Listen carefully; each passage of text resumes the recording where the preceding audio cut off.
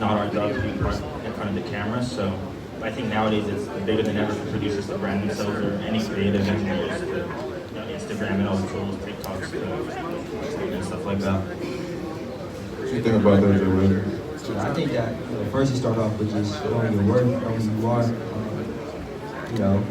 Getting already, you're pretty telling that all the time. Just know who you are and like the work that you put into it.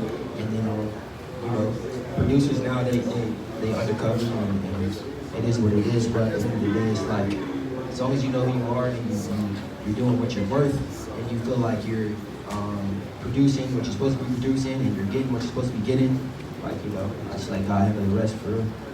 And when you say that, you mean like finding your lane and standing, like taking over that lane type shit, right? Yeah, for sure, yeah. Cause like personally, me, I like different shit, right? I like melancholic stuff, and I like churchy stuff, so I'll mix in, West Coast with like gospel stuff and try to make something different. So yeah, just create your own lane and just go from there. Like right, your own twist to it type shit. What do you think is like one thing that nobody would understand unless you're a producer? Like producers know this specific thing, staying up late, whatever it is. Like what is one thing that people will never understand unless you're the one actually doing it? Number one, I'm gonna say paying for beats. Like that's one thing. Getting your pub or your masters. I mean, just making sure you get paid, because you don't want to get taken advantage of, especially as an upcoming producer in the game. Just make sure your business is right, and then you'll be able to you can make a living off this. Yeah, it's easy to get like taken advantage of. Like as a producer, when you real good, people gonna want to work like all the time, and we not gonna realize like how much music you have. So they don't really think about the business, and I feel like that just needs to be more brought to like business and the relationship still, because sometimes the business will scare the relationship. And so let me ask you a question on that. So on the business, like you saying like having lawyers involved after you done already made the beat for the artist or before? After, just have the lawyer ready, really. Right. But are you saying like business? Not before.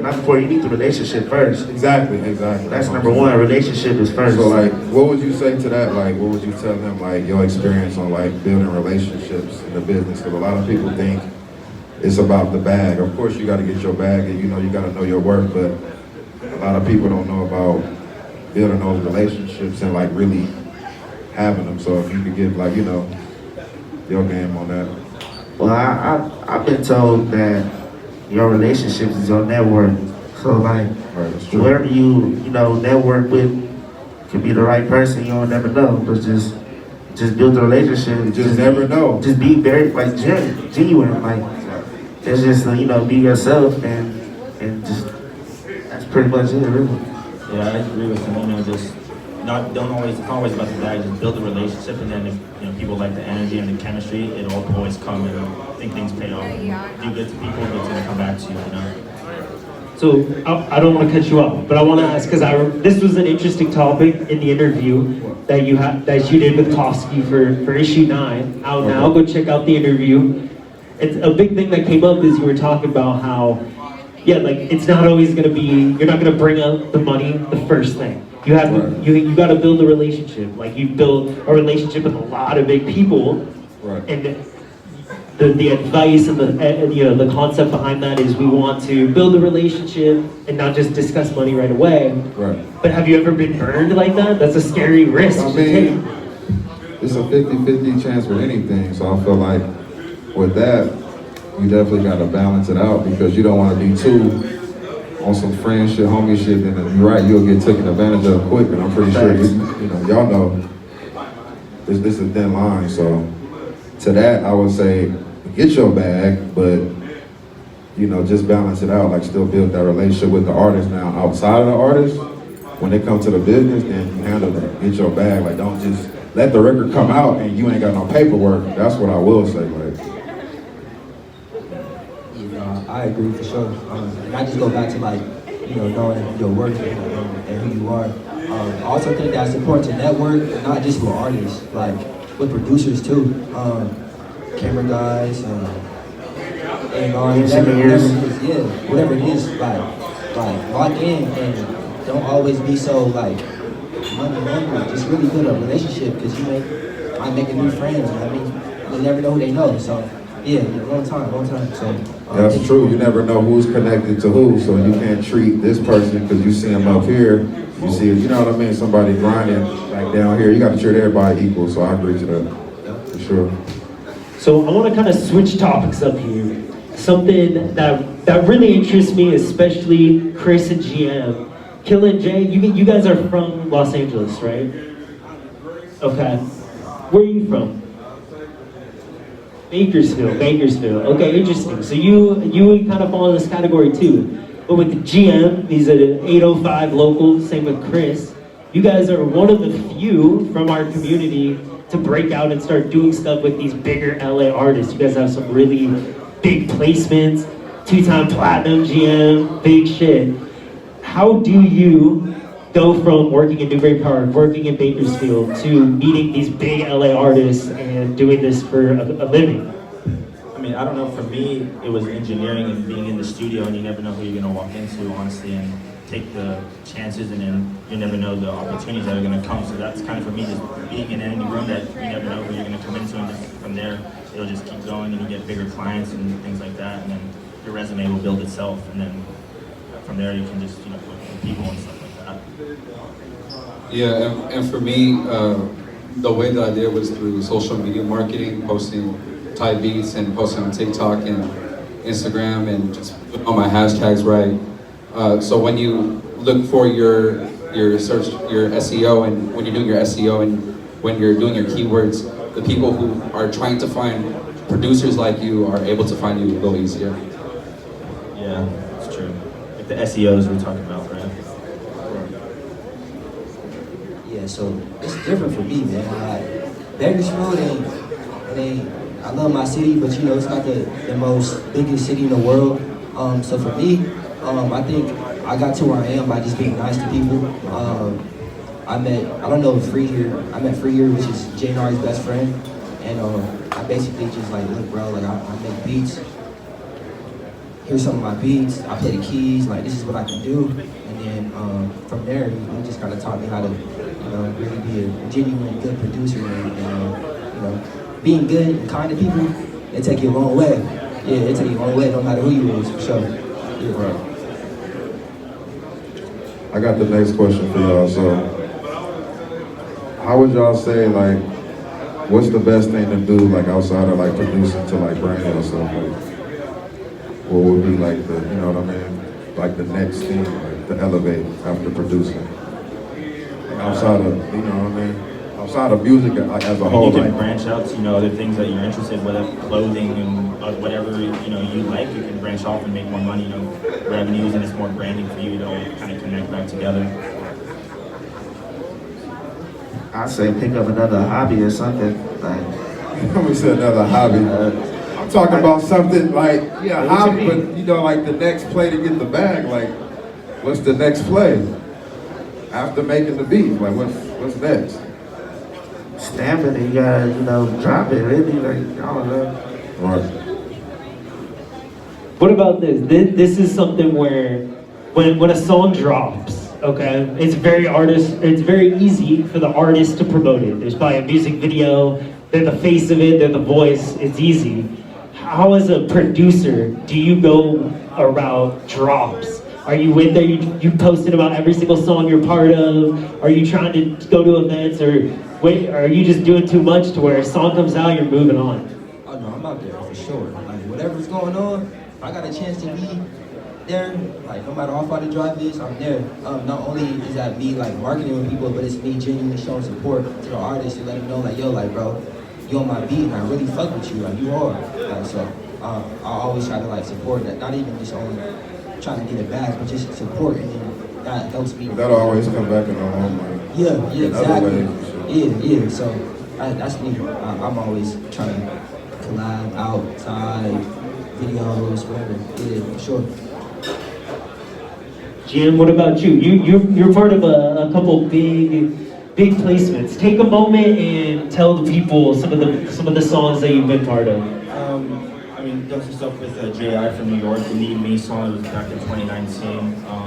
You know, done stuff with Megan Thee Stallion, Internet Money, did all of AZ Chike's last album, Born to Be Born, mixed and mastered the whole thing. I mean, yeah, just being in the right rooms and being ready when the opportunity comes and just being able to prove yourself, and it'll go a long way for you know? When you're doing a song, you with Megan Thee Stallion, or you did the whole AZ Chike album, are you going to his events and the release and trying to be part of the drop? Of course, I mean, each drop it means something to you as, you know, a producer. Like, it's a big opportunity, just someone to trust you with their sound and their music, so you want to go support at whatever events or anything, you know, show love. It always comes back, meet someone or whoever, you know. So I think for sure, you want to go to anything possible. I like to post the stuff that I work on, because on Instagram it's your resume, you know, people want to see what you've done and things like that, so for sure. That's awesome. I have a kind of a funny story that I really want your guys' opinion on. We had been working with Aaron. He's a dope LA artist. Aaron, I think he's a 3-time Grammy nominated artist. He's actually on the song Dedication, Nipsey Hussle, Kendrick.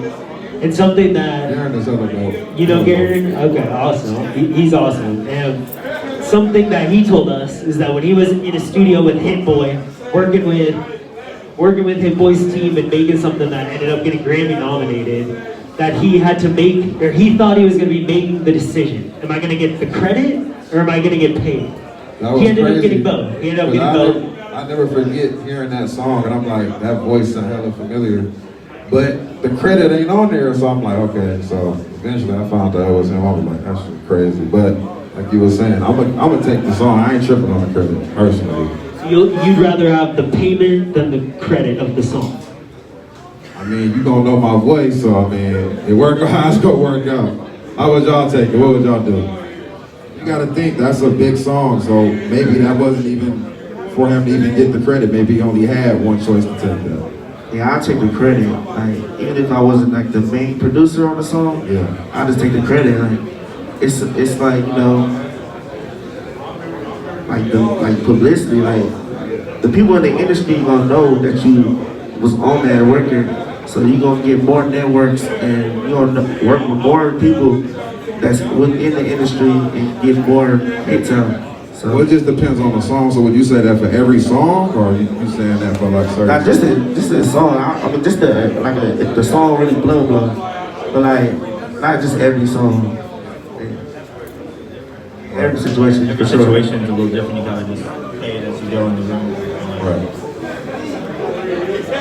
Now, something else that's kind of interesting from my perspective, and that I want your opinion on, is the concept of leaks, which most of the time I would think start from the producer or the engineer. They're the person in front of the computer.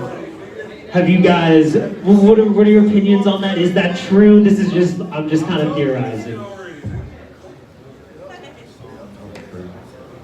I mean, I think it definitely starts, you know, even though some producers and engineers do leak songs, sometimes it's behind the man. They want a leak, like the management wants that to extra press, and now, oh, a leak song, oh, an album's coming out. So it does start with the producer and engineers, obviously, the one that, you know, have all the files and everything, but it can be anyone. You never know, really. Yeah, I think even for like mid-tier artists, not necessarily like label artists or like even smaller artists, they even do like as a test run to see if it'll really pop off. I remember like SOB RBU back in the day, like they would do music videos before all of their releases on DSPs just to kind of test it out. I feel like it's kind of the same thing. You know, I definitely agree. Yeah. It is. All right, we are gonna open it up for some audience questions here. I'm gonna pass my mic around. Let's see what we got. Anybody would like to ask a question? Let's get it. We got Havoc in the... So I really want to know how each and every one of you like started. What was the inspiration behind y'all wanting to make beats? Be a producer versus being an artist or being a cameraman. Like, why do y'all enjoy music so much? What does it mean to you? Why are you doing it? Yeah, so I grew up in the church. I'm a Christian, and I always just loved music growing up. So it transitioned. I went to graduate school, UC Davis, for my undergraduate, And it was during COVID, so I told myself, hey, I kind of want to try this out. So that's why I got started. I feel like having a musical foundation, growing up playing the guitar really helped me out, and just knowing the basics behind music theory, and like even just being able to play guitar so I could send out samples to producers has really helped me out. But that's how I got started. I started, well, basically, I started as a DJ first, and I ended up DJing for Rucci. And once I started getting in the sessions with Rucci, I just didn't want to sit in the sessions and not do anything, just be a DJ. So I just wanted to learn something. And I told Rucci I wanted to start making beats. And he gave me a HP laptop to start, you know, he already had. And so that's what got me started. Then I eventually went to LA Recording School and got my degree in music production. And that boosted me like 3 times the years that I saved. It took me 2 years. Because when I went to the school, that's when I went on my first tour. So it was just bad. It was just bad time, but it was good time at the same time. God was on my side. So I got through it, and it took me 2 years to finish college, basically. Yeah. I mean, yeah, I started production.